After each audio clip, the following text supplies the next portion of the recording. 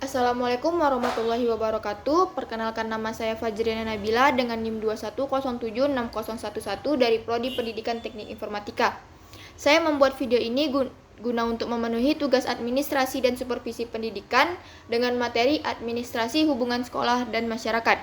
Pengertian administrasi hubungan sekolah dan masyarakat adalah suatu proses komunikasi antara sekolah dan masyarakat untuk meningkatkan pengertian masyarakat dengan kebutuhan serta kegiatan pendidikan, serta mendorong minat dan kerjasama masyarakat dalam peningkatan dan pengembangan sekolah.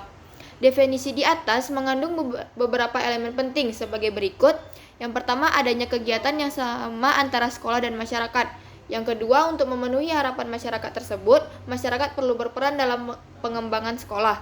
Yang ketiga, untuk meningkatkan peran serta diberlakukannya kerjasama yang baik melalui komunikasi dua arah yang efisien. Prinsip dan teknik administrasi Husemas. Prinsip administrasi Husemas. Yang pertama ada integriti. Prinsip ini mengandung makna bahwa semua kegiatan hubungan sekolah dengan masyarakat harus terpadu dalam artian yang jelas, disampaikan dan disuguhkan kepada masyarakat. Harus informasi yang terpadu antara informasi akademik maupun informasi non-akademik. Yang kedua ada continuity. Prinsip ini berarti bahwa pelaksanaan hubungan sekolah dengan masyarakat harus dilakukan secara terus-menerus. Jadi, pelaksanaan hubungan sekolah dengan masyarakat tidak hanya dilakukan secara incidental atau sewaktu-waktu, misalnya 1 kali dalam 1 semester atau 1 kali dalam 1 tahun. Hanya dilakukan oleh sekolah pada saat meminta bantuan keuangan kepada wali murid. Yang ketiga ada simplicity. Prinsip ini mengkehendaki agar dalam proses hubungan sekolah dengan masyarakat yang dilakukan baik komunikasi personal maupun komunikasi kelompok pihak pemberi informasi atau sekolah dapat menyederhanakan berbagai informasi yang disajikan kepada masyarakat.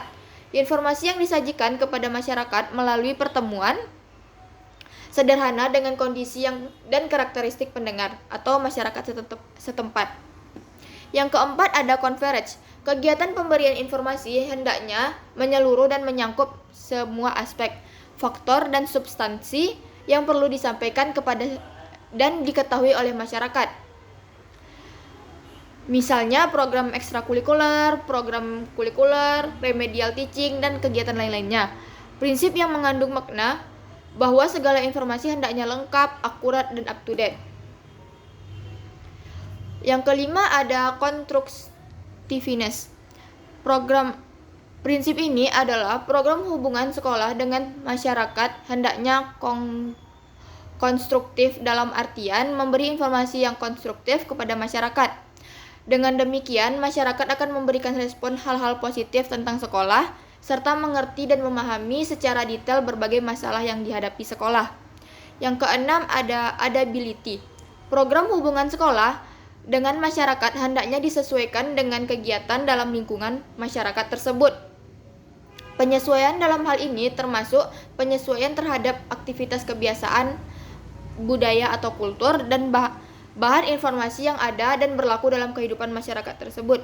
Bahkan pelaksanaan kegiatan hubungan dengan masyarakat pun harus sesuai dengan kondisi masyarakat tersebut. Misalnya, suatu masyarakat di daerah pertanian yang setiap hari bekerja di sawah, tidak mungkin sekolah mengadakan kunjungan atau home visit di pagi hari di saat mereka bekerja. Selanjutnya ada teknik administrasi Husemas. Kenyataan membuktikan bahwa hubungan sekolah dengan masyarakat tidak selalu berjalan baik. Berbagai kendala yang sering ditemukan antara lain yang pertama itu ada komunikasi yang terhambat dan tidak profesional, tidak lanjutnya program yang tidak lancar dan pengawasan yang tidak terstruktur. Untuk mengatasi kendala tersebut, berbagai hal yang menjadi alternatif yaitu adanya laporan yang berkala mengenai berbagai kegiatan sekolah serta keuangannya. Diadakan berbagai kegiatan yang mengakrabkan seperti open house, kunjungan timbal balik, dan kegiatan bersama seperti pensi atau perpisahan. Selanjutnya ada proses administrasi Husemas. Yang pertama itu ada penyusunan program. Penyusunan program Husemas memperhatikan dana yang tersedia, ciri masyarakat, daerah jangkauan, sarana atau media, dan teknik yang akan dilaksanakan dalam mengadakan hubungan dalam masyarakat. Jika perencanaan tidak diperhatikan, hal-hal tersebut dikhawatirkan kegiatan tersebut tidak akan berjalan secara yang diinginkan. Yang kedua itu ada pelaksanaan dan pengorganisasian. Pada dasarnya semua komponen sekolah dan pelaksanaan Husemas. Oleh karena itu, tugas-tugas mereka perlu dipahami dan ditata dengan baik, sehingga penyelenggaraan Husemas dapat berjalan dengan efektif dan efisien.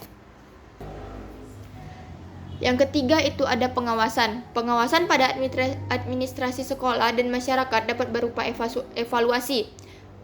Husemas yang dievaluasi memiliki dua kriteria, yaitu yang pertama efektivitas, yaitu sejauh apa tujuan tercapai. Yang kedua itu ada efisiensi, yaitu mengenai sumber dan potensi yang baik.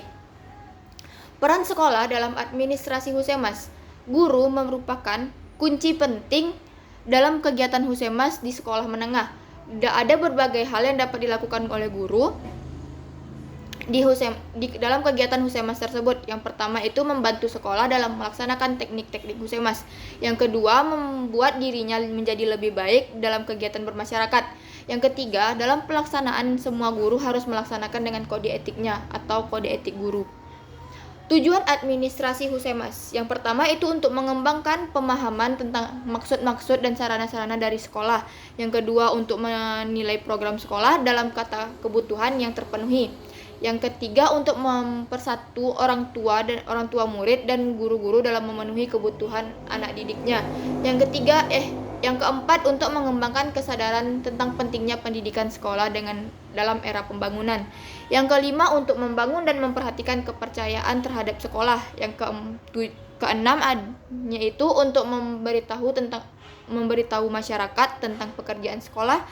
Yang ketujuh terakhir yaitu untuk mengarahkan bantuan dan dukungan bagi pemeliharaan dan peningkatan program sekolah. Selanjutnya ada sifat-sifat administrasi Husemas. Adapun sifat-sifat administrasi Husemas dapat merupakan yaitu pertama hubungan timbal balik yang menghasilkan manfaat bagi kedua belah pihak. Yang kedua, hubungan yang bersifat sukarela berdasarkan prinsip bahwa sekolah merupakan bagian yang tidak terpisah atau integral dari masyarakat. Yang ketiga yaitu hubungan yang bersifat kontinu atau berkesinambungan antara sekolah dan masyarakat. Yang keempat yaitu hubungan luar kampus atau external public relation guna untuk menambahkan simpati masyarakat terhadap sekolah.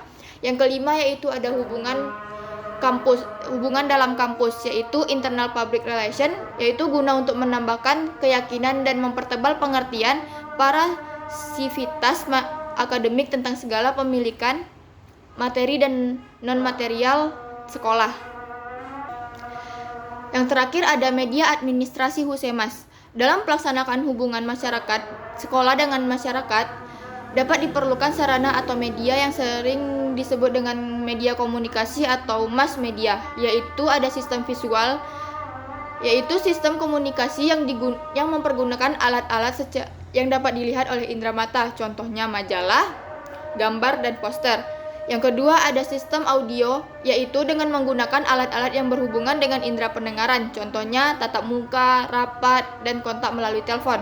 Yang ketiga ada sistem audio visual, yaitu sistem komunikasi yang menggunakan alat-alat indera pendengaran dan penglihatan.